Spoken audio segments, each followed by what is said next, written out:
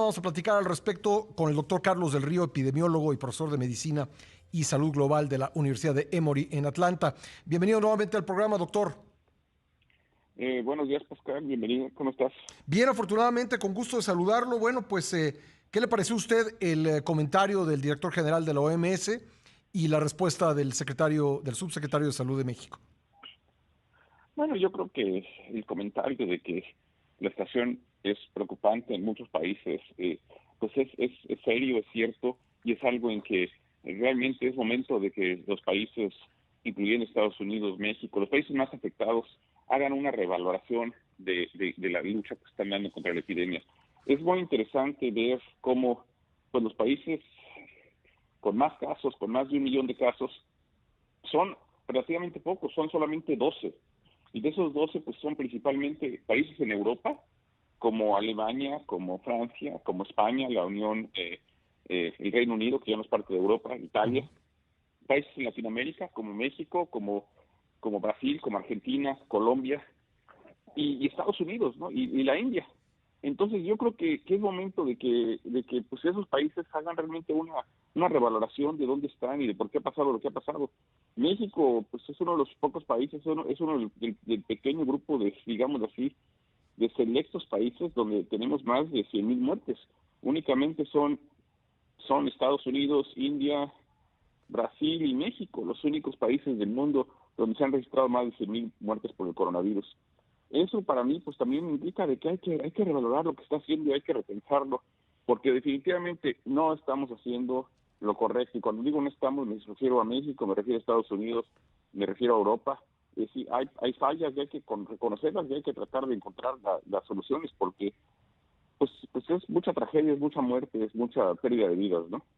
¿Cuáles serían, luego del reconocimiento, que pues evidentemente no hizo ayer López-Gatell, pero digamos que después del reconocimiento necesario, cuáles serían algunas de las medidas que estos países, México, Estados Unidos y otros, un puñado de países, no están haciendo bien y que tendrían que cambiar? ¿Cuáles son los cambios que habría que llevar a cabo?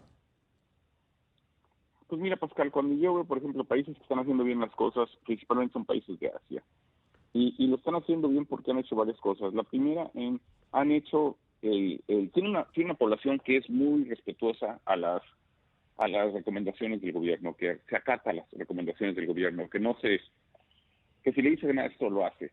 Ujú. Han hecho varias cosas muy importantes. La primera es, pues, el cubrebocas es obligatorio, lo han hecho obligatorio. Asia durante mucho tiempo ya estaba usando cubrebocas, era muy frecuente ir a China y ver a todas las gente usando un cubrebocas. Entonces, han hecho un uso universal del cubrebocas y creo que eso ha ayudado mucho. Por otro lado, tienen sistemas de apoyo social muy importantes. Por ejemplo, hemos visto claramente en Asia que si una persona en muchos países de Asia, si una persona es diagnosticada como infectada y no tiene la posibilidad de aislarse en su casa porque tiene una habitación pequeña o porque tiene una casa con mucha gente y no hay cómo aislar a otras personas, entonces el gobierno le provee un lugar donde puede aislarse los siguientes 10 días con Ujú. objeto de que no infecte a las otras personas en la casa, porque lo que vemos con mucha frecuencia es que una persona es diagnosticada como infectada, se va a su casa, vive con 4 o 5 personas y se infectan todos, ¿no? Ujú. Y luego, entonces, el apoyo social ha sido importante. Y el tercer aspecto muy importante ha sido que han utilizado las pruebas de manera muy efectiva. Es decir, han hecho muchas pruebas y han usado las pruebas para detectar casos, para hacer seguimiento de contactos y para de esa manera tratar de interrumpir las cadenas de transmisión. Y esos son aspectos más importantes. Yo creo que lo que ha hecho Europa y lo que se está pensando es esto de cerrar la economía y cerrar, no tiene mucho beneficio. Lo que hay que cerrar es negocios muy específicos, por ejemplo, bares, Ujú. restaurantes. Es importante que esos no sean abiertos y que si tienen restaurantes, pues que sean mejor a comer afuera o con limitada capacidad. Pero bares, centros nocturnos, son lugares donde va a haber mucha transmisión.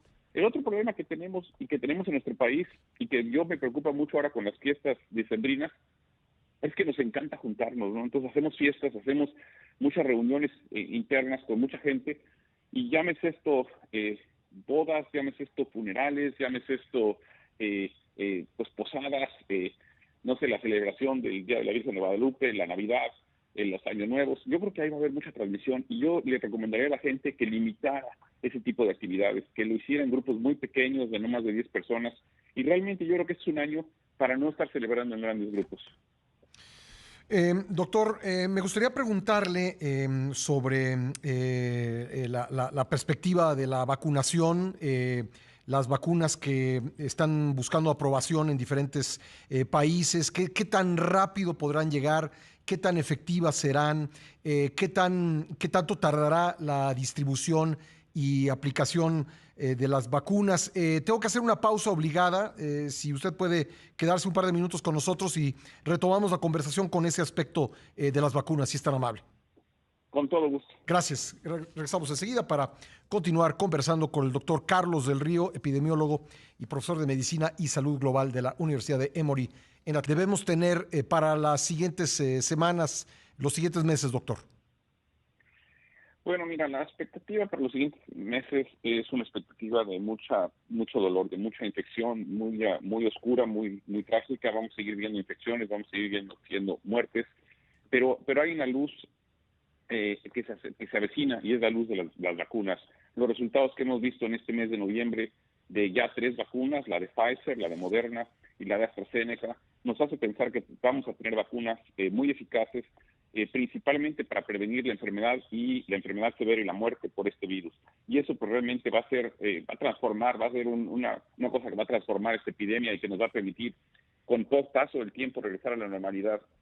El reto, sin embargo, es vacunar a las miles de millones de gentes que hay que vacunar a nivel mundial. Y eso va a tomar tiempo, eso va a ser un esfuerzo de salud pública sin precedentes. Lograr la vacunación de 60-70% de los mexicanos no va a ser fácil, y esto pues por tanto va a requerir de inversión, va a requerir de no solamente inversión en compra de vacunas, hay que tener jeringuillas, hay que tener red de frío, hay que tener personal capacitado. Esto va a ser un esfuerzo sin precedentes, pero es algo que México ya ha hecho anteriormente. México siempre ha sido un líder en vacunación y ha tenido en sexenios previos campañas de vacunación que han logrado llegar a más del 98% de los niños. México tuvo quizás una de las coberturas más altas de vacunación en algún momento. Entonces lo podemos hacer, pero va a requerir una coordinación muy importante y un esfuerzo muy grande. Va a tardar tiempo.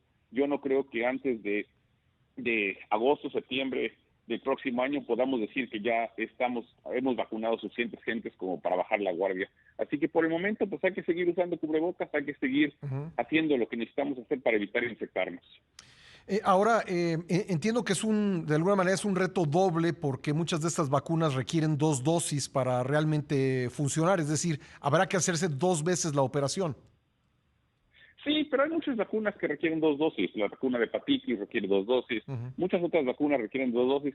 Efectivamente, va a requerir 2 dosis, pero hay que empezar dando la primera. Claro. Doctor, ¿podemos hacer una estimación? Sé que es difícil a lo mejor responder a esta pregunta, pero sobre el tiempo en que quedaremos, quienes recibamos la vacuna, quedemos inmunizados. Esa es una pregunta muy importante y no tenemos la respuesta.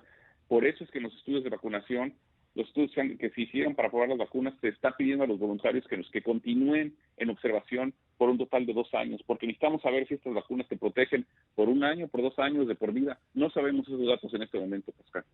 Bueno, dice usted que probablemente, supongo que es el mejor de los escenarios, el mejor de los pronósticos, para agosto, septiembre del próximo año se haya podido vacunar el 60-70% de los mexicanos. Pues yo creo que sí, va a ser no está fácil, pero yo creo que es posible. Es posible. Bueno, ¿existirá la capacidad de producción? Digo, porque ese es el primer paso, ¿no? El primer paso es la autorización, luego la producción y luego la distribución y aplicación. No, de hecho, fíjate que no. Lo que ha pasado con estas vacunas es que la producción ya se inició incluso antes de terminar los estudios. Se inició incluso antes de la aprobación. Y esto fue un riesgo financiero, pero no fue, eso se hizo para tratar, eso es parte de la aceleración del proceso. Ya se están produciendo, se calcula que Pfizer y Moderna para finales de diciembre van a tener cerca de 40 millones de dosis ya listas. Bueno, ahora hay una pregunta que veo muy presente en los debates, doctor. ¿Con quién se debe comenzar? Todo el mundo dice, bueno, con el personal de salud y el personal, digamos, de seguridad. Eso creo que está resuelto, pero pasando ese primer momento, ¿quiénes debieran recibir primero la vacuna? ¿Cuál es su opinión? en mi opinión, deberían de ser las personas de más alto riesgo para complicarse y para fallecer. Ujú. Porque sabemos que lo que esta vacuna hace es que previene la enfermedad severa y previene la muerte. Entonces, disminuir las hospitalizaciones y la muerte, en mi forma de pensar, es la prioridad número uno de las vacunas.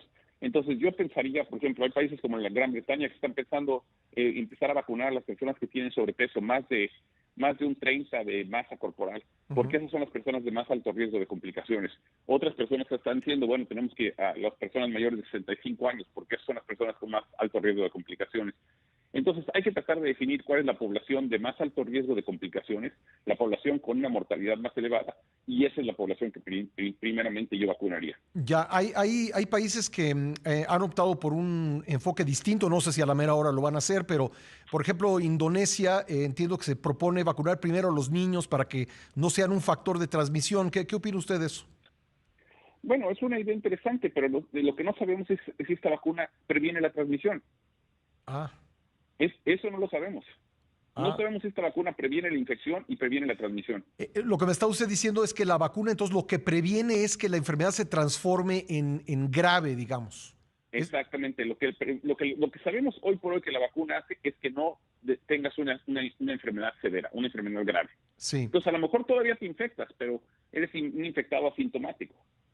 Y hay diferencias, doctor, usted me mencionó tres vacunas, la de Pfizer, Moderna y AstraZeneca.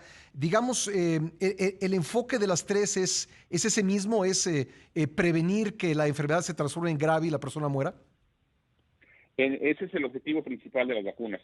Se están estudiando los otros objetivos de prevenir la infección, de prevenir la transmisión, pero Sí. esos datos aún no los tenemos, Pascal. Ya. Entonces, realmente no debiéramos esperar que un objetivo de la vacuna sea evitar la transmisión. La transmisión va a continuar, pero de lo que Bueno, no. Sí, otra vez no sabemos. A lo no mejor sí sabemos. hace eso, pero los datos no los tenemos.